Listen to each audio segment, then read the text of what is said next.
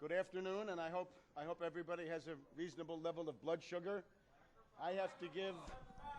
I'm hoping that everyone has a reasonable level of blood sugar today, because I have a very vigorous presentation.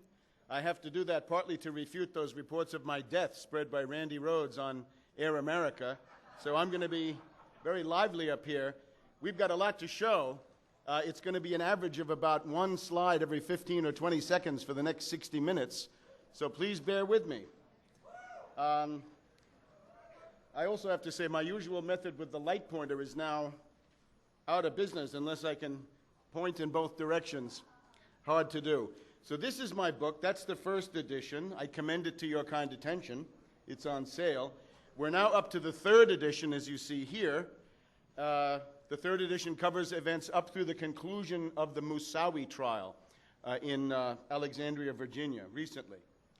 Now, I want to salute this conference. I want to salute, above all, Alex Jones for being able to bring together one of the only political formations in this country which transcends the idiotic and obsolete left-right distinctions.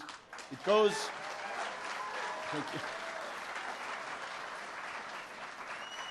It goes beyond the wedge issues. It doesn't allow us all to be the dupes and pawns of Karl Rove and the other purveyors of wedge issues. We've got conservatives, we've got leftists, progressives, libertarians, communitarians, and of course we have a strong international dimension reaching into most of the countries of Europe, Latin America, Asia, the Arab world, Russia, and so forth. Now, a couple of things on my background. I began studying these questions almost 30 years ago. This was the kidnapping of the former Italian Prime Minister Aldo Moro by a group calling itself the Red Brigades. I wrote a study on it, published in Rome in 1978, Who Killed Aldo Moro? And the finding, as you see here, is it's not the Red Brigade's banner behind him, but it's the British flag. And this means NATO intelligence. This was a shorthand to show NATO intelligence. Milan, May 1st, 1978. Here are some Christian Democrats and others with a sign saying Kissinger and Gardner, the U.S. ambassador, kidnapped Moro and killed him. So we were denouncing false flag terrorism at that time in 1978. The issue was whether the Communist Party would come into the government. During the first Bush administration, you could already see the beginnings of administrative fascism taking shape on a somewhat narrower scale than we have today. And I followed that then in 1992 with this unauthorized biography. Thank you. A couple of highlights from this. We noticed that this was very popular in the war room of the Clinton campaign. Here's Stephanopoulos, Carville. Somehow I never got a check. I'm still waiting. And one of the findings, of course, was that the involvement of the Bush family in the attempt to kill President Reagan back in 1981. And if we look here in the lower right-hand corner, Bush's son was to dine with suspect's brother. Bush's son was to dine with suspect's brother. Bush's son means not Marvin that we've just heard about, but Neil. This is Silverado Neil Bush getting in his licks. The suspect's brother is Scott Hinckley, the elder brother of the would-be killer. And there it is. That's the Houston Post, since gone out of existence. It's confirmed the next day. Bush, the elder, says, yes, my son Neil was in close touch with Hinckley's brother. And here's Neil Bush in Colorado confessing the same thing. He was going to have dinner with Hinckley's elder brother the night after the killing. So wouldn't that be time for a special prosecutor? If you had a government of laws, we have no such thing. We live in complete illegality. And as soon as somebody starts focusing on some group or other for being illegal, I have to remind you, this entire system is one continuous creeping coup, one insurrection against law and constitution from beginning to end. For my purposes here, a very important aspect of this thing is that the hit on Reagan was bootlegged in, conduited, through a drill. The drill scheduled for the next day, presidential succession drill, 9 lives, meaning that those operations were done under the cover of a legally sanctioned operation. This is, of course, the other thing that the book is noted for.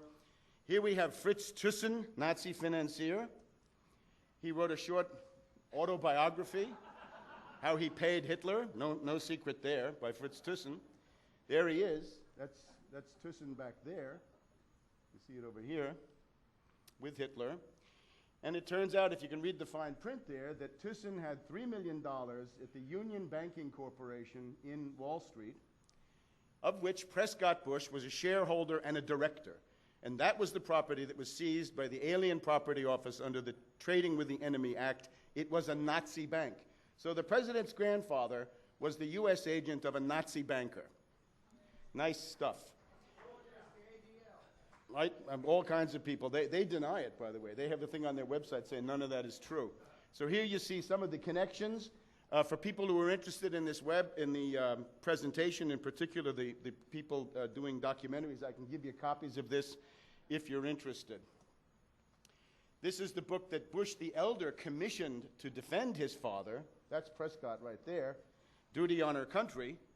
It's a tissue of fiction, and the author here, Herskowitz, is mainly famous for writing a biography of Mickey Mantle, the ball player. Here's another version. Here's a limited hangout done by Kevin Phillips, copied all my stuff and accused me of being lost in snowdrifts of paranoia. You be the judge. Now let's talk about 9/11 more closely. This is my thesis right up front, and I think I was one of the people who knew it the same day. You can know it in about 30 seconds. You can say, you look at that, it's hundreds and hundreds of people, hundreds of millions of dollars. Who could do it? US, British, French, Russian, Mossad. If in China, then China. If in Japan, Japan. A couple of others like that. But given where it was and when it was, it's clear it's the US. And it's them, meaning a force within the US command. It is false flag, state-sponsored US terrorism. It's synthetic terror in the sense that it's artificial. We'll go into this in just a minute. And it's carried out by this rogue network. It's pretty much the Iran-Contra network in a slightly new form, cutting across the agencies, run through drills, and the goal is, first of all, to secure an oligarchical society, and to do that through the War of Civilizations, according to the thesis of Samuel Huntington. Now, here is the official version. This is the tissue of lies, the fiction by the Zelikow, Kane, Hamilton Commission. And it was on March 20th that Charlie Sheen rocked the world by saying he didn't believe any of that. And of course, it was an interview with Alex, who has certainly taken the lead on this. On that same day, I would only add, we also, this is a couple of days later, this was my 30 seconds of fame in the wake of it. And here's a New York magazine. Now, that's not my part over there. No, not that part. I have the 9/11 conspiracy up here. They have some stuff about a lecture I gave in New York. I recommend this to you. This is an intelligent article by Mark Jacobson, The Ground Zero Grassy Knoll, sort of merging the Kennedy skeptics into the 9/11 skeptics. Now, my thesis is that 9/11 is not just an issue next to other issues. It is the overarching dominant issue. If you do not address 9/11, you get nothing. You will not stop the wars. You will not stop injustice. Bush has 35 to 40% of the U.S. population. They're scared out of their wits. You cannot use the arguments that, of humanitarian or pacifist or other things, which I find eloquent, but which they do not. It is a base which can only be attrited and eroded by 9/11 truth. And all other issues depend on this. And, of course, precisely for this reason, it has the greatest bang for the buck, as Charlie Sheen has shown. Charlie Sheen did more in half an hour on daytime radio than the whole left liberal wing of the Democratic Party in 5 years on primetime television.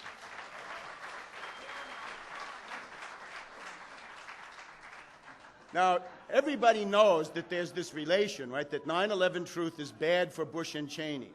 It's clear. But let's look for some really authoritative sources. Here we have Doonesbury. Now, look, this is the end of 2003, and he actually started with this 6 months earlier. Well, what about the chaos in Iraq? 9/11. The $500 billion budget deficit. It's more like $1 trillion now. 9/11. Environment. 9/11. Is the answer to every question 9/11? Yes. 9/11, 24/7. How long? 11/2, the election. 10/4. And of course, this is what he does. The argument made on Iraq